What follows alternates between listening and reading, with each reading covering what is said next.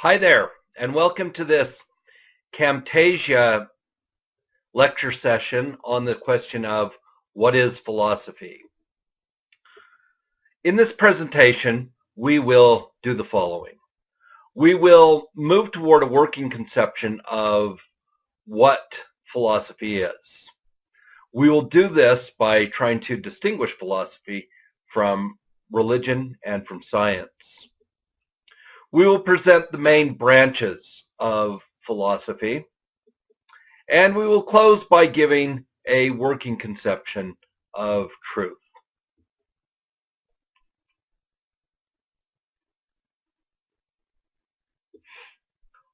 One of the main things that concerns students and perhaps their parents when they come to a philosophy class is understanding what it is that they have gotten themselves into.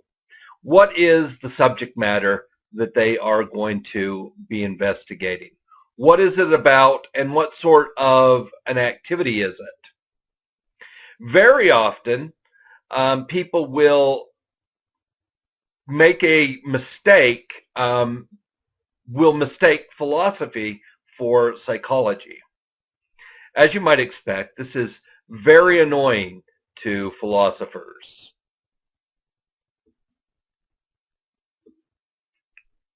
One thing that people do tend to know about philosophy is the etymology. That is the roots of the word philosophy. They know, for instance, that philo means love in Greek, and Sophia means wisdom, whatever that is. So philosophy is thought etymologically to be something like love of wisdom. The problem with this approach to understanding philosophy is that it doesn't really tell us anything about what philosophers do. The idea of loving wisdom seems to be some kind of a mental state, and maybe the philosopher is in that mental state, but we don't know what the activity is. Here are some ideas, I guess, of things that that people tend to think of the activity of philosophy involving, or what philosophers do from different perspectives.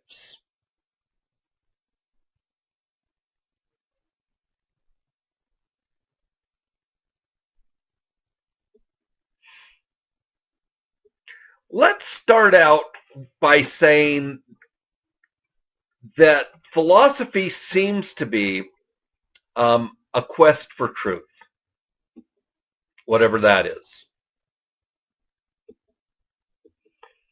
So philosophy is some kind of a search for truth, but how does this search differ from others? Isn't science, after all, also a search for truth, and religion too? It is worth observing, noting that there is in fact a relation between philosophy and religion, and also between science and philosophy. Historically, that is both in the Greek world and in the Asian worlds of India and of China, philosophy has arisen out of religion. And science, to the extent that science has arisen in these places, has arisen out of philosophy. Any religion generally makes some presuppositions about what it means to understand that religion. These are doctrinal ideas. And very often the religion, I would say in most cases, the religion puts these presuppositions beyond what is legitimately okay to ask questions about. And to question them, these presuppositions, becomes a matter of impiety. Philosophy differs from religion in the quest for truth in having no such presuppositions that are beyond the scope of what we might legitimately ask questions about.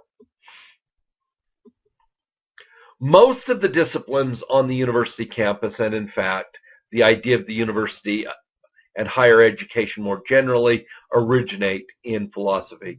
The image that you see here is of Plato's Academy, and this is presumably the first institution in the world of systematic higher education. And later, the academy is going to be expanded during the Middle Ages, also under the influence of philosophers, or actually by philosophers, to include what we now consider the areas of a university. Philosophy then is what we say architectonic. That is, it has the blueprint, so to speak, the architectural blueprint of the entire university. Science, too, along with these various specialized disciplines, science in general originated in philosophy. So what's the difference between philosophy and science? Well, it may be harder to say what the difference is between philosophy and science than it is to say what the difference is between philosophy and religion. And when science first arose as a separate discipline, in fact, it was not very, very clear that that science wasn't a branch of philosophy, a branch called natural philosophy. But we might say that the difference between science and philosophy lies in method. As you know, there is something that is called the scientific method. And while not specifically articulated by any single philosopher, it is the product of three specific philosophers: Galileo, Lord Bacon, and René Descartes. Together, these three formulated what we now recognize as the scientific method.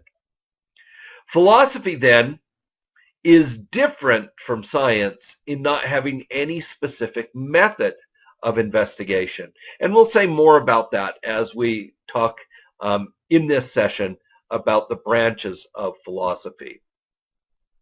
So, philosophy is thought to be autonomous of presuppositions and method. Remember that religion involves a bunch of presuppositions that are beyond question, and science involves the scientific method. And philosophy is thought to be autonomous, that is, self-regulating or self-ruling. It is thought to be independent of both presuppositions and method.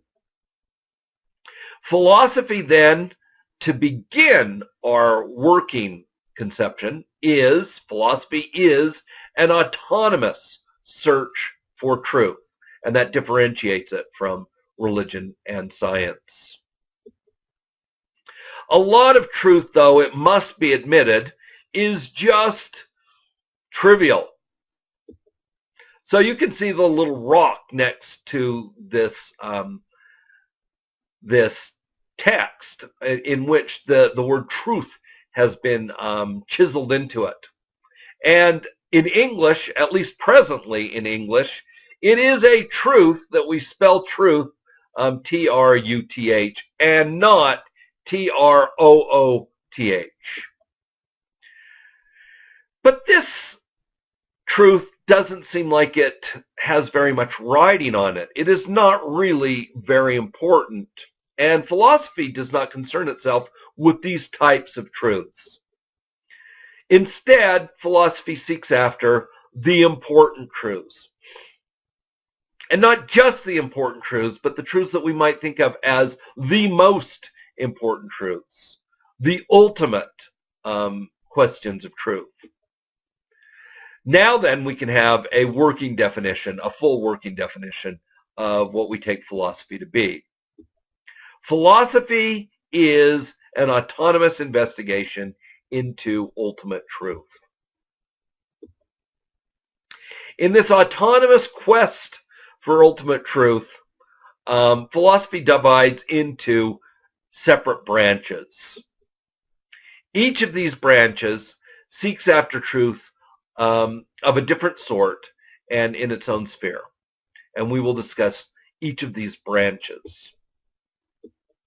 Perhaps the most fundamental branch of philosophy is something called metaphysics. Metaphysics is concerned with the nature of reality and existence. It asks, what is real? Now, this question, what is real, is just the kind of question that most annoys people with the activity of philosophers, with the activity of philosophy that philosophers engage in.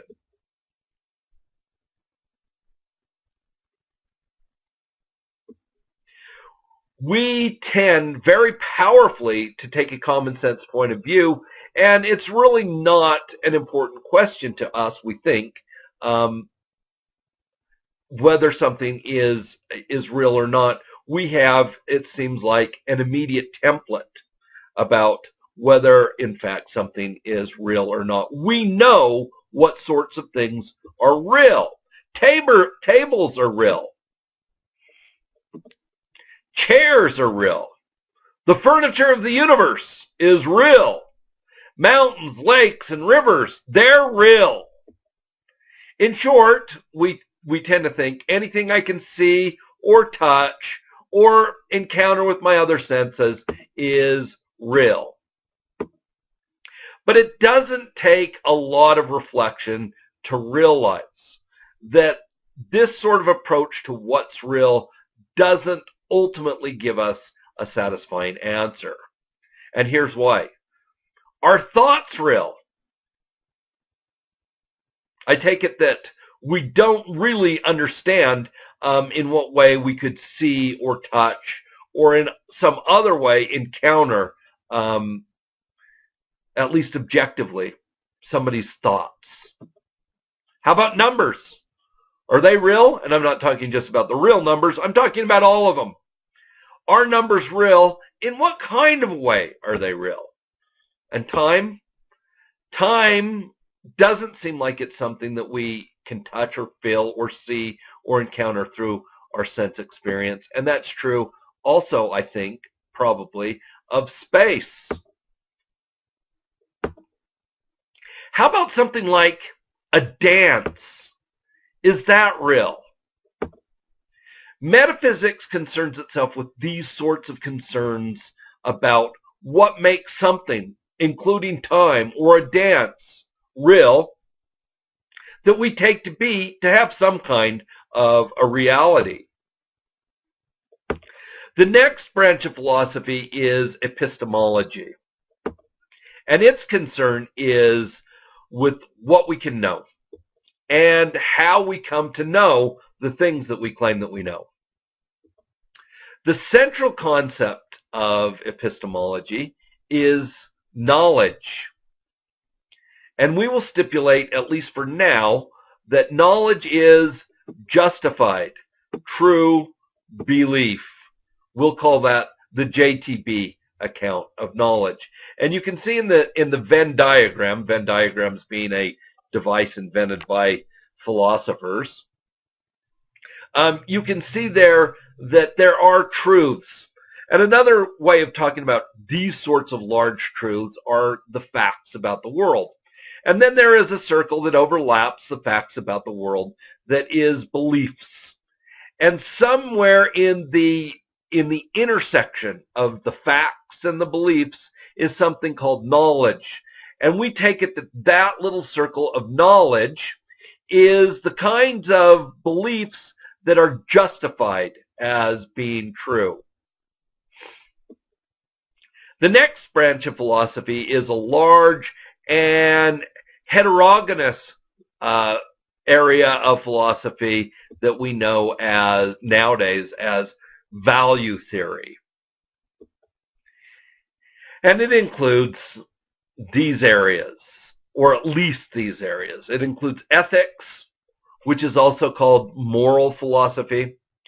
It includes social and political philosophy, and it involves or includes something called aesthetics. Value theory concerns itself with ought statements or should statements rather than the kind of is statements that we find in, say, science. Science is concerned with what is in fact the case. Ethics is interested in what ought to be the case. Ethics or moral philosophy is concerned with finding truth, the truth out about right and wrong, good and bad. And we might say that we're probably going to have to distinguish right and wrong from good and bad as we move along. The next sub-branch of value theory is social and political philosophy, and it investigates the truth about how we ought to arrange our society. That means what sorts of arrangements ought there be for government and for the institutions that are going to intrude on our private freedoms. Aesthetics is a branch of philosophy that is concerned with the nature of, is concerned with the ideas about the truth of what counts as beauty and art. The next branch, the last branch of philosophy that we'll talk about, is logic. Logic is the rules of correct reasoning or the science of argumentation. It deals with truths about inference and the truths revealed by inference. When we're talking about the truths about inference, we're probably referring there to philosophy of logic. Logic is an analytical tool used by philosophers in the same way that we might think that scientists use mathematics as an abstract, symbolic system that is handy for revealing to us relations among the things that we are investigating. Logic allows philosophers to take a few truths and determine from those truths a new truth not specifically contained in the others. Here is a simple argument in which we can do that. We can take two simple truths and we can deduce a third truth. So we'll call this premise one. Premise one, all whales are mammals. And premise two, Shamu is a whale. Now, given these two initial truths, you should naturally be able to determine a further truth that is not specifically set out in these two premises. Whatever that additional truth is the conclusion of our argument. What is it? That's right. From the previous statements, we can deduce or infer this third statement. Shamu is a mammal. Now we can say a little bit more about what philosophers do now that we've seen the various branches. They use logic. They use logic to deduce some additional truths about reality, about knowledge, and about values from some truths that we already have confidence in. And when they do this, the activity is called making an argument. And arguments are the bread and butter of philosophy. So there are our four branches of philosophy: logic, epistemology, metaphysics, and value theory. And from them, we can better see what philosophers do. They use logic to infer truths about reality, knowledge, and values. We still, though, have an open question to be considered. What is this idea of truth that philosophers are pursuing. Remember, in the Christian New Testament, in the Gospel of John, when Jesus appears before Pontius Pilate throws out this famous question, what is truth? Well, he doesn't give Jesus a chance to answer that question, and so we don't get the answer in the Christian New Testament. We will try to provide an answer of sorts to that question here. The question that we're thinking about, though, what is truth, is a difficult one. No wonder Pontius Pilate runs off. Again, we will be moving towards some working concept of what counts as truth. And you can, as you develop your ability to think philosophically, make adjustments to that idea about truth. We should say what sorts of things can or cannot be true. That is, what sorts of things are going to be able to take the quality of being true or not. And it's something very interesting. Truth is a quality of sentences. In other words, it is a sentence, and from a philosophical perspective, it is only sentences that take the quality of being true or not. And it's not even all of sentences. It's just the declarative ones among them that can be true or false. That's what declarative sentences do. They make some declaration about a subject matter that is supposed to be true or not. All truth and knowledge is mediated by these things, these sentences. We will begin to think about truth as being of two types. And when we're saying this, what we really mean is when we have a declarative sentence that purports to be true, how is it that we are going to think about its what makes that thing true? One type of truth is something called empirical truths, and the second type is called truths of reason. That is a hot stove. Empirical truths are truths about the facts of the world. Now, the facts of the world are not themselves true or false. The facts of the world simply are in existence. However, we make sentences about the facts of the world. And here is what might be thought of as the paradigmatic sentence about the truths of the world with respect to empirical truths. And that is, the stove is hot. And you can see by the in the picture that the stove is actually very hot. Although the tea kettle is not steaming, you can just see the heat emanating from the stove that has this fire within it. Notice that this is a sentence about the world. The stove is hot is a sentence about the world. And what makes the sentence true? Well, empirical truths, sentences of empirical truths or of an empirical nature are true just in case the content of the sentence matches the facts of the world. So we have this sentence, and it says something about the world, and we have the world. And in order to test the truth of the sentence, what we do is we take it out and we compare it to the facts of the world. I have a sentence, and it says, the stove is hot. And there are some facts about the world. I go out and I put my hand on the stove, and I discover that the facts of the world are such that the stove is hot. And in this case, I come to understand that the sentence is true, and I do so by testing that sentence against the facts of the world.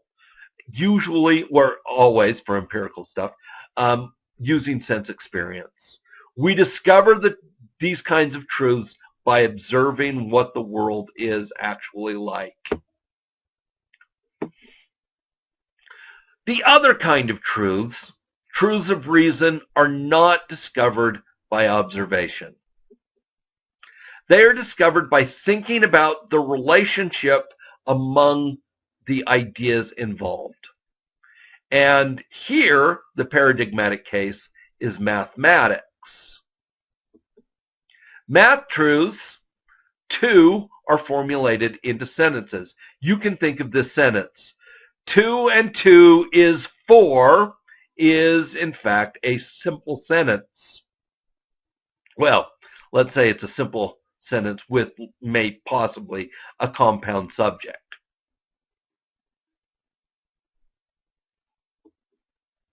These sentences, though, are not true against the facts of the world.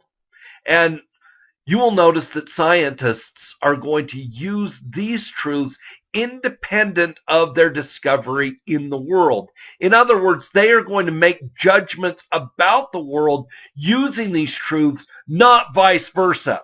In other words, they're going to go out with the idea that 2 plus 2 equals 4 is a truth, and they're going to apply that to their observations of the world.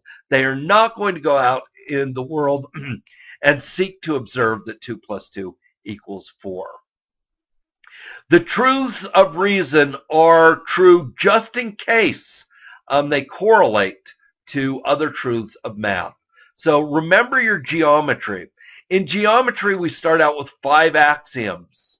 And from these 5 axioms, and geometry is in some ways your first exposure to logic, from these 5 axioms of geometry, we infer every other proposition that is a truth of geometry.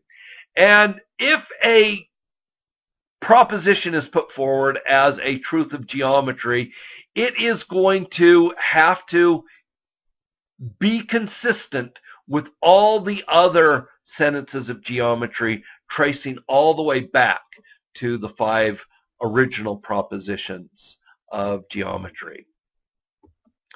Both kinds of truth, it seems like, are necessary for making sense of things. So, now we're at the end. There we have it. We have in this presentation done the things that we set out to do.